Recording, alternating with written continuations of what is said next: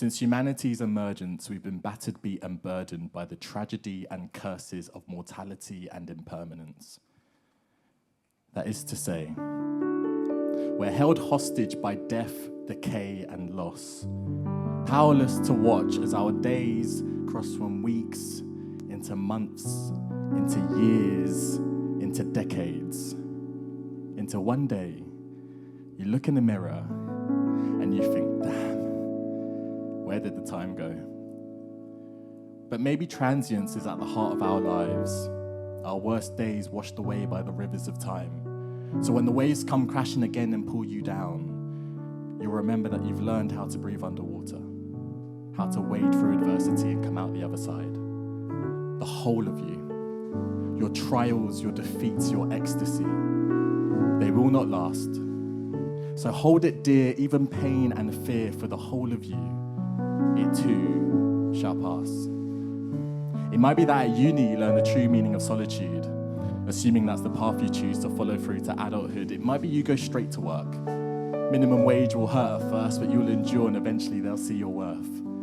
Gradually put more money in your savings, travel the world, discover yourself in Southeast Asia, spend a year or two working remotely in Germany until you get homesick, move back, find a flat share in Camberwell. Ooh, you're 28.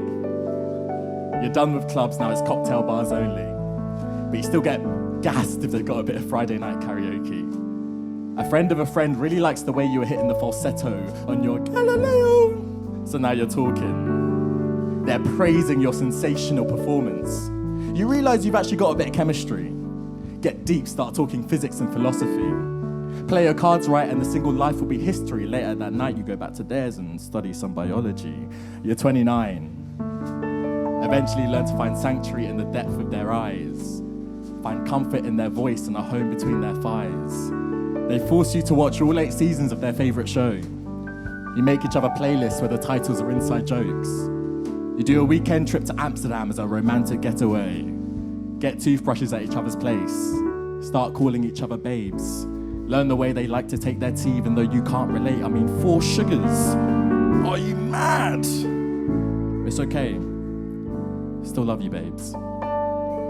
You're 32. They don't look at you like they used to. I mean, things are still good, but most weekends they don't choose you. You still don't live together and you don't flirt anymore. Somehow finding time to spend together started feeling like a chore. You've caught yourself fantasizing about being single. I mean, maybe you were happier when things were still simple. You're 33. It's been 2 months since it ended. The wound's starting to heal, but you can't help but remember. You miss their laugh. You miss their smile, you miss their eyes, you miss their body, you miss their love, you miss their mind. To lose all that, there are few pains greater. I mean, how do you turn a best friend into a stranger? The whole of you, your trials, your defeats, your ecstasy, they will not last. So hold it dear, even pain and fear, for the whole of you, it too shall pass. At 36, you'll move up north to afford a mortgage. At 39, you put life on pause to find your calling. At 42, you realize that you are still growing, each trial an opportunity to reap what you've sown. At 45, you buy that thing you dreamed of since childhood, but it won't make you quite as happy as you thought it would. At 48, you hear your niece laugh for the first time. At 49, you finally learn how to appreciate wine. In your 50s, you watch your parents live out their last years, but you finally learn to live a life unburdened by fear. In your 60s, the rich will continue to exploit the poor. In your 70s, you'll wish you saved less and spent more. In your 80s, you look death straight in the eye. See reflected in its irises the memories of your life, the whole of you. Your trials, your defeats, your ecstasy. And they will not last. So here I am, at the end of my life, revisiting the memory of this moment with all of you, to remind myself to be more present, to step further out my comfort zone, to love without concession, and to always sign up for karaoke. Always. Always. To hold it dear. No, yeah. The karaoke line, there's more. To hold it dear, and to live so hard for the whole of you, it too shall pass.